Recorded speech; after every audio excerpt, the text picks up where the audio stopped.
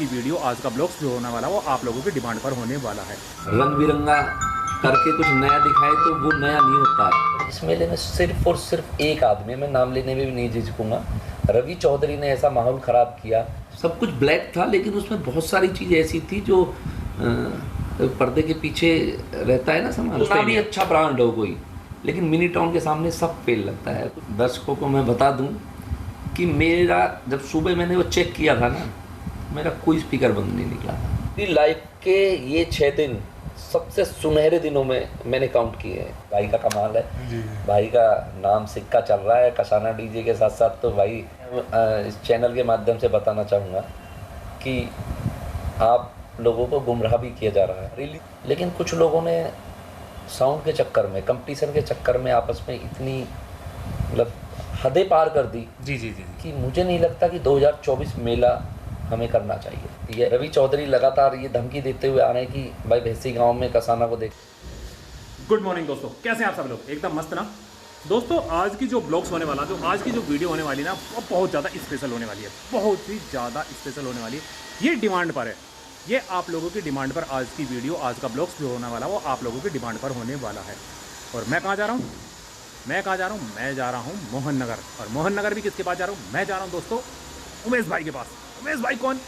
उमेश भाई कसाना डीजे रिश्तल के मालिक।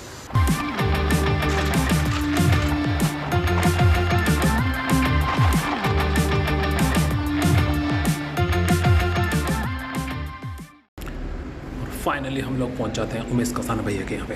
देख सकते हैं आप उमेश भाई के घर की बात करूँ तो इधर देख सकते हैं एक सुंदर डाइनिंग टेबल, बहुत सुंदर पड़ा हुआ, बहुत ही अच्छा यहाँ पर डेकोरेट हुआ। इंटीरियर डेकोरेट भी बड़ा गजब का हुआ। और जो चीज़ मैं दिखाने वाला हूँ ना, वो चीज़ है ये आपका मंदिर राम दरबार, एक बहुत सुंदर लगा हुआ है यहाँ पर। मैंने आपको पिछली बार भी दिखाया था, लेकिन इसको दिखाए बिना मैं इस बार भी रह नहीं सकता। आप देखो ना कितना सुंदर है, ओम कितना निकल के आ रहा है, एकदम ऐसा लग रहा है जैसे एक शक्ति सी नहीं होती, ओम बोलते हैं हम लोग, तो वही फीलिंग आ रही है। सामने ऊपर हारे का सहारा बाबा श्याम हमारा, और बहुत ही अच्छा ये मंदिर यहाँ पर बना हुआ, बड़ा प्यारा मंदिर बना हुआ। और अगर मैं बात करूँ ना यहाँ कर की, तो यहाँ पर आप फैमिली देख सकते हैं। कसाना जो उमेश भाई हैं, उमेश कसाना जी, इनके देखें ये बड़े वाले हैं। हाँ, योर नेम? अभिषेक कसाना। और ये छोटा वाला बंदा है, छोटा जरूर है लेकिन हाइट में दोनों से लंबा पहुंच गया, बाप से भी लंबा निकल गया है। आपका नाम? अर्पित। अरे अर्पित तो मेरा भतीजा यार, और वो भी ऐसे लंबा, तेरे से भी लंबा है। तो ये फैमिली है और बहुत क्यूट सी फैमिली है। गुड मॉर्निंग दोस्तों, कैसे हैं आप सब लोग? एकदम मस्त ना। तो दोस्तों आज हम लोग आए हैं उमेश भाई के पास। और उमेश भाई के पास भी मैं क्यों आया हूँ ये आप लोगों को अच्छी तरह से पता है। उसका रीज़न ये है कि आपने ना मेरा जो मैसेज बॉक्स है, चाहे वो यूट्यूब का हो चाहे इंस्टाग्राम का हो, आपने उस पर झड़ी लगा रखी है कि भैया उमेश भाई के पास जाओ, उमेश भाई के पास जाओ, उमेश भाई का इंटरव्यू लेकर आओ कि कांवड़ यात्रा के बाद उनका एक्सपीरियंस कैसा रहा कांवड़ यात्रा में, और उनका आने वाला टाइम, जो उनका फ्यूचर में क्या प्लान है। तो फाइनली आप लोगों ने मेरे पे इतना प्रेशर बनाया कि मेरे को उमेश भाई को फ़ोन करना पड़ा, मैसेज भी करने पड़े कि उमेश भाई थोड़ा सा टाइम दे दो। और फाइनली उमेश भाई ने हमको टाइम दिया, उस चीज़ का हम लोग थैंक यू बोलते हैं उमेश भाई को। और आज की बात को हम लोग स्टार्ट करते हैं। तो उमेश भाई, सबसे पहले तो मैं थोड़ा सा आगे की बात बाद में करते हैं, हम लोग पहले थोड़ा सा पास्ट में जाते हैं। अभी रिसेंटली ख़त्म हुई है कांवड़ यात्रा 2023, और उसमें जो कसाना डीजे रिश्तल, सबसे बड़ी बात है रिश्तल कसाना डीजे, क्योंकि इसमें वो भी बात करेंगे हम, थोड़ी बाद में करते हैं। तो इसका रेस्पॉन्स मैंने खुद देखा है, पब्लिक ने भी देखा है, बहुत अच्छा रेस्पॉन्स भी मिला है। लेकिन वो सारी बातें मैं आपके मुंह से जानना चाहूँगा। जो ये कांवड़ यात्रा हमारी 2023 रही, ये और या इससे पहले 22-21, इसमें कुछ डिफरेंस देखा आपने? क्या रेस्पॉन्स रहा? कितना आपको फन आया या क्या आपको प्रॉब्लम फेस करनी पड़ी? तो इस बारे में पहले हम थोड़ी सी बात कर लेते हैं। तो आप एक्सपीरियंस बताओ अपना, कांवड़ यात्रा 2023 का कैसा रहा? जय महाकाल। जय महाकाल, जय महाकाल।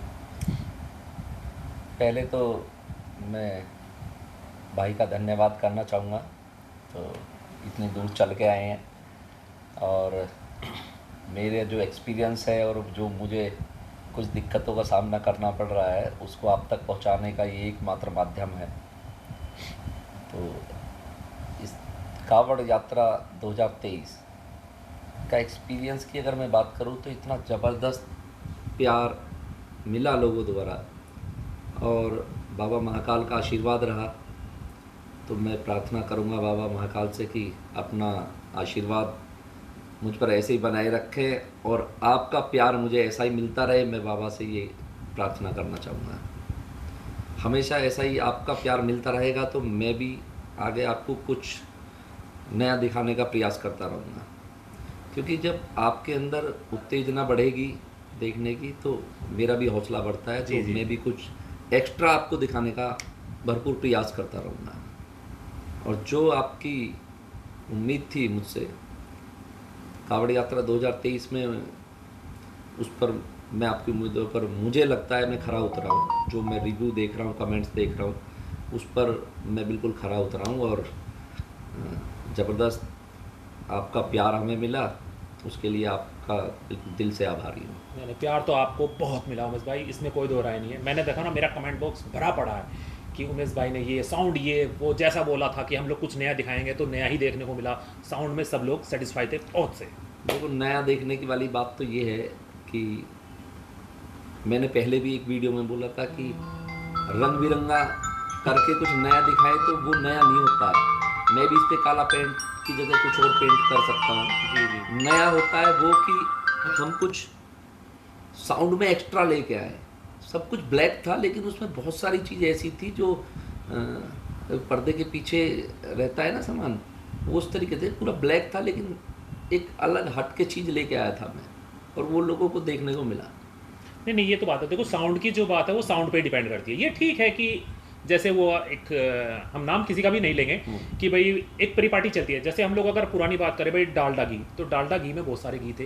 अब पेस्ट की बात करते हैं तो क्लोजअप, यो आपका कोलगेट चलता है कि भाई कोलगेट ले आओ। कोलगेट किया नहीं किया, सुबह आप उठ के उसमें आपका पेप्सोडेंट भी चलता है, उसमें आपका क्लोजअप भी चलता है, उसमें बहुत सारे, चाहे वीको दंती हो। लेकिन आदमी क्या बोलता है कि कोलगेट कर लिया क्या? तो ये वाली बात है कि जो डीजे आपका सेटअप आता है, हर आदमी के माइंड में चलता है कि भाई ब्लैक, शुरू से ब्लैक ही था। इस बार एक थोड़ा डिफरेंट आया तो लोगों ने उसका वो दिखाया कि हाँ भाई पता नहीं क्या चीज़ है। वो जब साउंड बजा उसमें पता लग गया कौन क्या है, उसमें कोई दो राय नहीं है। तो जैसे आपका ये कावड़ यात्रा 2023 रही, इसमें आपको कुछ स्टार्टिंग में या बाद तक सब सेटिस्फाई रहा या थोड़ी बहुत कहीं दिक्कत भी आई? देखो, सेटिस्फेक्शन की मैं बात करूँ तो मैं इसका श्रेय अपनी टीम को देना चाहूँगा। उन्होंने इतनी मेहनत की है और 1 महीने पहले से काम शुरू किया था। जी। इतनी मेहनत करके और रिजल्ट दिया उन्होंने, बहुत बड़ा सहयोग उनका रहा। बिल्कुल टीम वर्क होता है, देखो ये सिंगल का ना होता है। हाँ बिल्कुल। उसके अलावा भी कई लोग हैं जिनका इस कावड़ यात्रा में जो सफलता है उसमें बहुत ज़बरदस्त रोल रहा है। उनका भी जिक्र मैं करना चाहूँगा, उनका भी आप तक मैसेज पहुँचना बहुत ज़रूरी है। जी। इसमें मेरी टीम के साथ साथ भोले शंकर का आशीर्वाद तो था ही था जी। और उसके साथ साथ लाइटिंग वर्क जो था वो नितिन एमबीडी का, उसका बहुत बढ़िया सहयोग रहा। उसके बाद अगर मैं बात करूं तो हमारे इस बार हर साल नुकसान बहुत होता था क्योंकि इलेक्ट्रॉनिक आइटम में बहुत नुकसान होता था। हम जनरेटर किराए पर लेते थे। इस बार मुझे सलाह दी गई जनरेटर अपने लो, और हमारे लीलू गोस्वामी जी हैं जो अपने टीले गांव के पास, गाज़ियाबाद में है ये टीला गांव है, उसके पास सेवाधाम कॉलोनी है, दिल्ली बॉर्डर पे बिल्कुल, वहाँ पे उनका गोदाम है। तो उनका बहुत तगड़ा सहयोग रहा। इतना लगभग 4 महीने लगे उनको जनरेटर मुझे देने में। जी।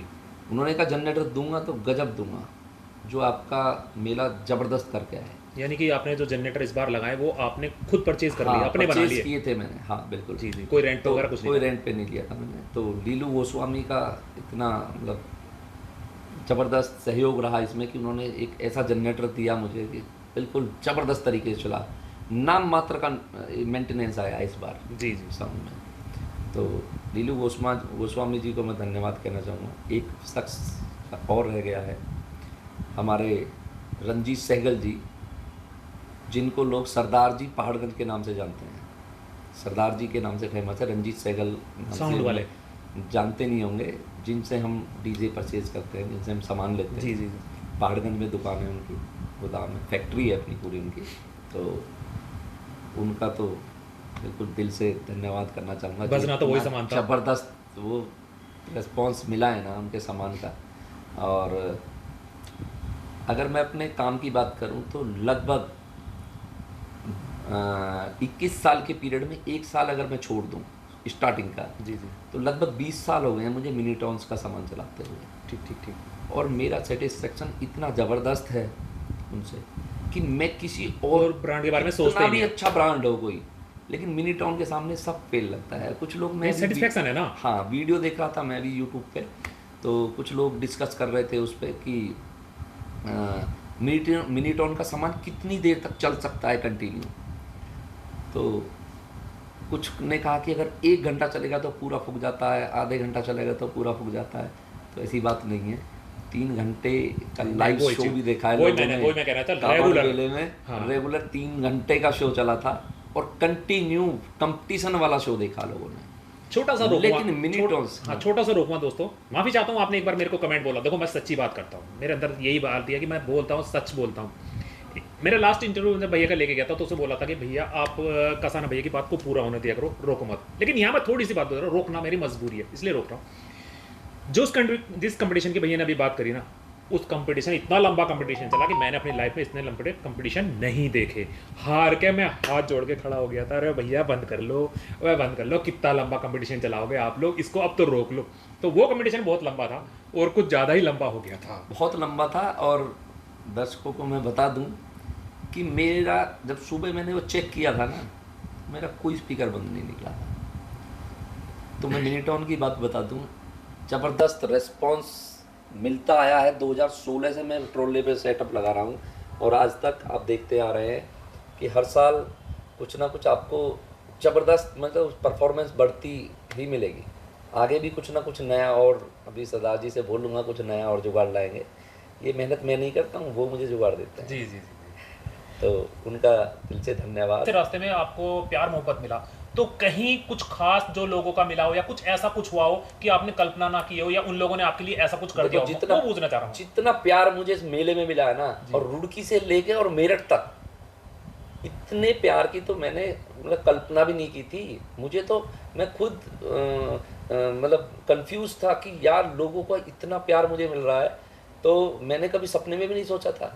और मैं आपको बता दूं तो मैं अपनी एक वीडियो में भी बता चुका हूँ, मेरी लाइफ के ये 6 दिन सबसे सुनहरे दिनों में मैंने काउंट किए हैं। इतना मतलब प्रेम लोगों ने मुझे दिया ना कि ज़मीन पे मेरे पैर नहीं टिकने दिए थे। ये सेम अगर तो मैं उनका तो दिल से बहुत धन्यवाद करना ही चाहूँगा कि अगर आपका इतना प्यार और सहयोग नहीं मिलेगा ना, तो इस मेले में हम ज़्यादा अपनी परफॉर्मेंस नहीं दे पाएंगे, क्योंकि आपके प्यार को देख के ही हमें कुछ और एक्स्ट्रा करने का अंदर से आता है। हाँ, इंटरनल पावर जागती है कि हम लोग कुछ जागती है अंदर से, बिल्कुल एक फील आता है कि हम और कुछ एक्स्ट्रा करके लेके चलें ताकि और ज़्यादा हमें प्यार मिलेगा। यही सेम तो कंडीशन आपके बिना तो, दर्शकों के बिना तो कुछ है ही नहीं।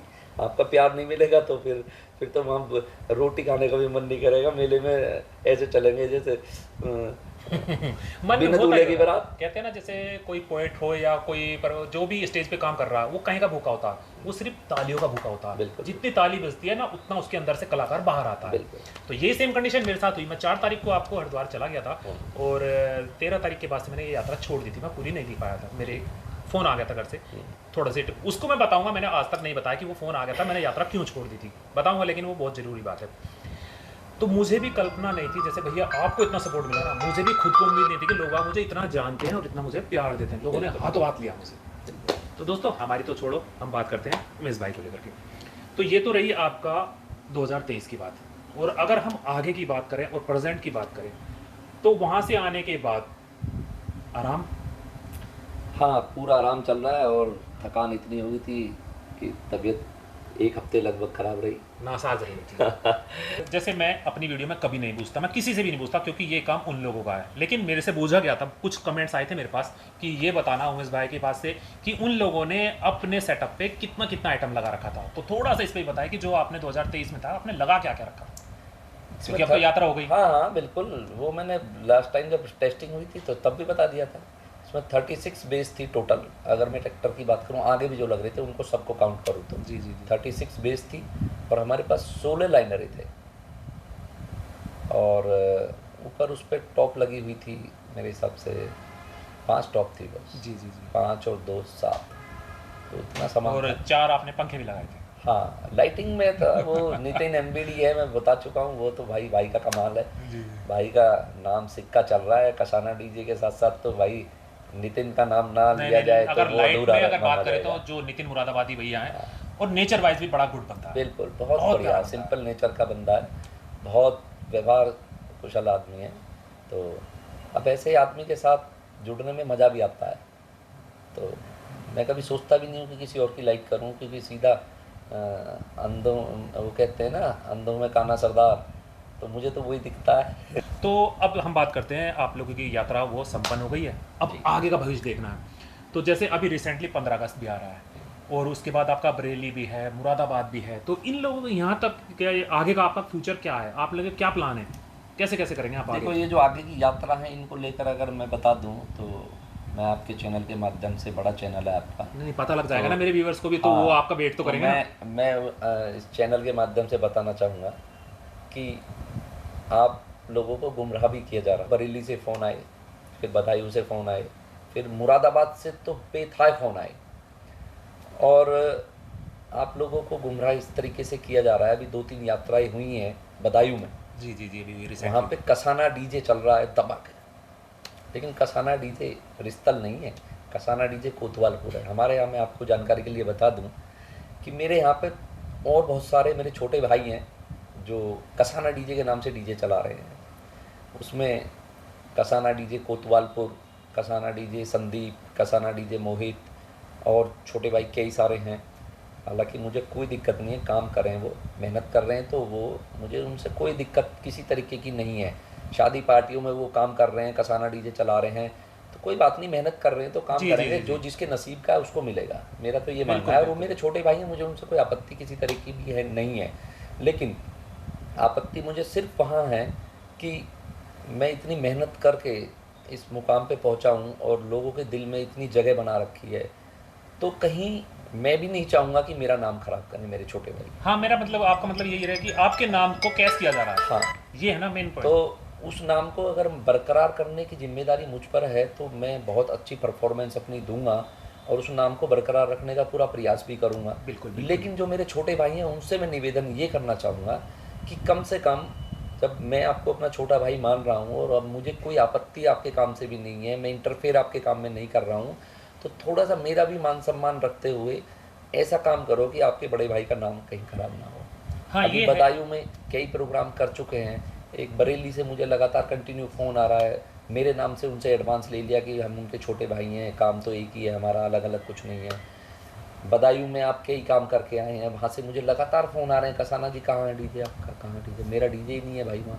3 यात्राएं हो चुकी हैं कसाना डीजे के नाम से।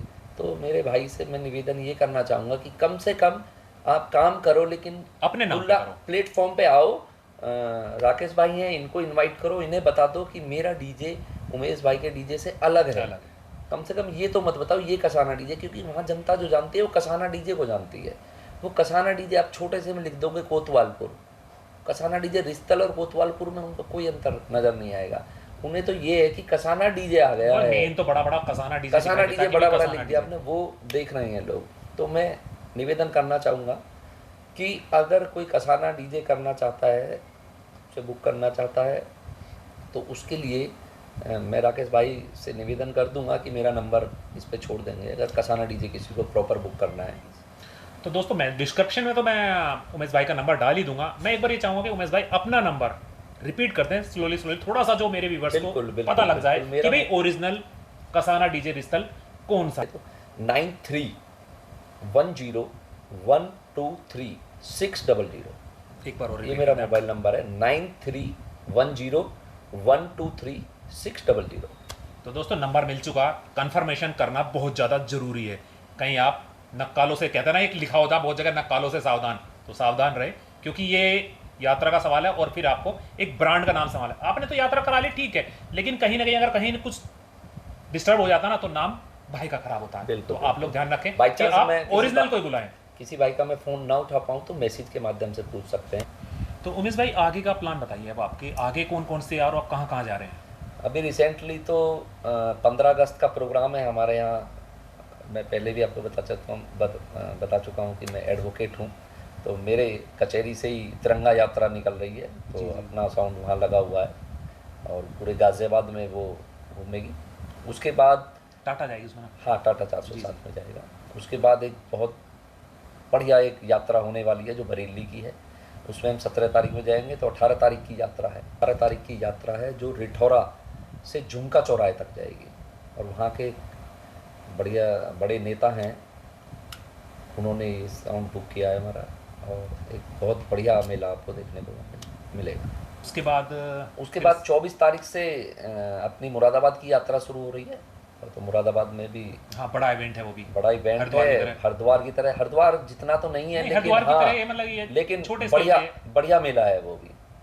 क्योंकि यहाँ पर जो मुरादाबाद वाला है, यहाँ पर डीजे पे ही जोर दिया जाता है। यहाँ पूरा हाँ डीजे पे ज्यादा फोकस रहता है। जी जी, कावड़ पे फोकस इतना नहीं रहता ना। यहाँ कावड़ होती है, यहाँ सिर्फ जल लेते हैं, बोले जल पे ही फोकस रहता है और डीजे पे फोकस रहता है। यहाँ हरिद्वार वाला जो मेला, इसमें बड़ी बड़ी अच्छी शानदार सुंदर कावड़े भी चलती हैं। साउंड पे इतना जोर नहीं रहता, कावड़ों पे ज़्यादा जोर रहता है। लेकिन इस मेले में लाइन लगी रहती है, घाट से लेकर आप घाट से लेकर के और मुरादाबाद तक डीजे की लाइन लगी रहती है। बहुत सारे साउंड बुक है वहाँ। और यहाँ की एक खासियत और भी देखी भैया, बहुत मजा आने वाला आपको। हाँ, इसमें वही था, इसमें बताता हूँ यहाँ की एक खासियत और भी देखी मैंने, कि अगर आपका छोटा हाथी होता ना, छोटा हाथी, वो वाला भी टाटा वाले को भी, ट्रोले वाले को भी कहता आजा लड़ ले बिल्कुल। ये मैंने पिछले साल देखा। हाँ, कुछ नहीं है, मतलब उन्हें मजा, एंटरटेनमेंट चाहिए उन्हें, हार जीत से कोई लेना देना नहीं है उन्हें, वहाँ हार जीत से कोई मतलब नहीं, उन्हें मजा आना चाहिए। इस मेले से थोड़ा सा डिफरेंट मेला है वो। तो दोस्तों ये तो रही अभी तक की बातें कि हमने कावड़ यात्रा 2023 देख ली और आने वाला भाई जी का शेड्यूल देख लिया कि भाई कहाँ पर जाने वाले और आपको कौन सा कहाँ पर मेला देखने को मिलेगा।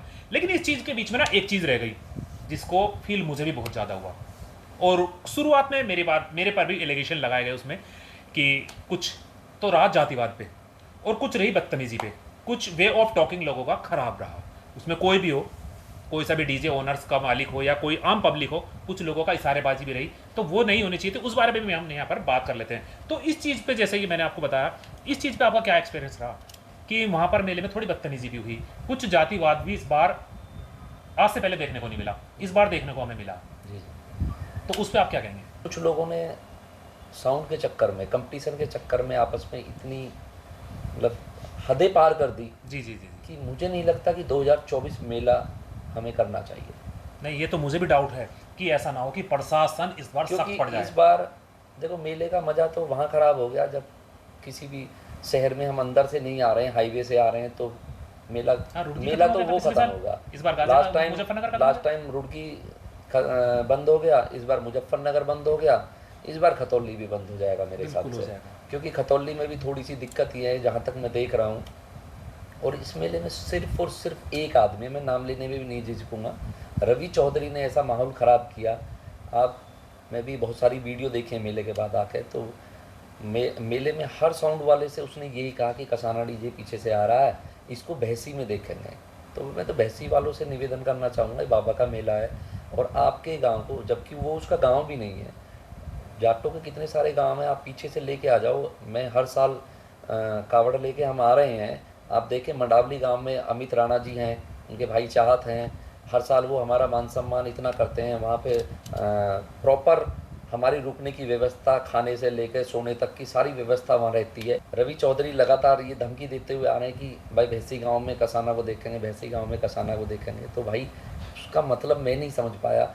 मैं उस टाइम तो मुझे पता नहीं था कावड़ यात्रा के दौरान तो, लेकिन उसके बाद मैंने वीडियो देखी है तो उसमें मैंने देखा है कि उसको तो भैंसी गांव में देखूंगा। भाई भैंसी गांव आपका थोड़ी है, और भैंसी गांव में आप क्यों देखना चाहोगे मुझे? तो मैं भैंसी गांव से निवेदन करना चाहूँगा निवासियों से कि भाई आपके गांव को इस तरीके से ओपन प्लेटफॉर्म पे आकर वो बदनाम करने का प्रयास कर रहा है, प्रयास कहाँ, बदनाम तो कर ही रहा है वो। तो इस तरीके से आप लोगों को उनसे बात करनी चाहिए कि ओपन प्लेटफॉर्म पे हमारे गांव को बदनाम ना किया जाए। भैंसी गांव से मेरा तो कभी कोई विवाद हुआ ही नहीं है भैंसी गांव में, ना मेरा कोई नहीं। ये तो डीजे है, देखिए ये तो डीजे। मैं तो भैंसी गांव, मुझे कोई फोन करता है मैं उनसे डीजे के लिए मना थोड़ी कर दूंगा। मैं भी जाऊंगा, वो तो यात्रा का रूट में है, हाँ, उसमें कोई आपकी इंटेंशन थोड़ी है। ये बात मैं नहीं समझ पाया। मैं इतनी सारी वीडियो मैंने देखी है, तो हर वीडियो में मुझे वो कहता हुआ मिला कि आगे आ जाओ, कसाना आ रहा है ना पीछे, भी उसको भैंसी में रोकते हैं।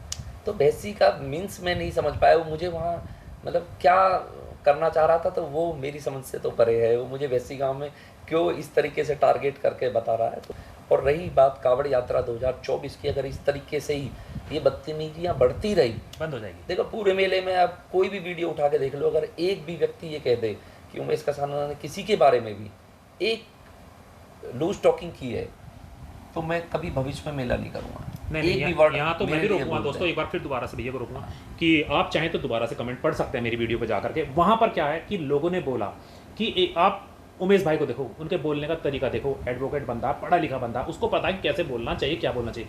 कहीं पर भी पूरे उसमें बहुत सारे कमेंट्स आए आपके लिए मेरे पास कि बहुत सही बोलते हैं, गलत नहीं बोलते हैं, बिल्कुल सही बोलते हैं, जयमन बंदे हैं। और कोई भी ऐसा वे ऑफ टॉकिंग उन्होंने नहीं रखा कि सामने वाले को उकसाया जाए या कुछ करा जाए, ऐसा कहीं भी साफ साफ लिखा हुआ बंदों ने जो मेरे सब्सक्राइबर हैं। मेला करना उन्होंने आपके चाहिए, साथ प्यार लिखा। मोहब्बत से जी, करें जी। मेला।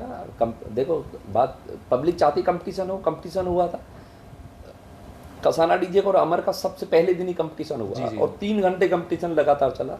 उधर से 1% भी बदतमीजी नहीं हुई और कसाना डीजे की तरफ से भी 1% बदतमीजी नहीं हुई। बड़े प्यार मोहब्बत से कंपटीशन हुआ।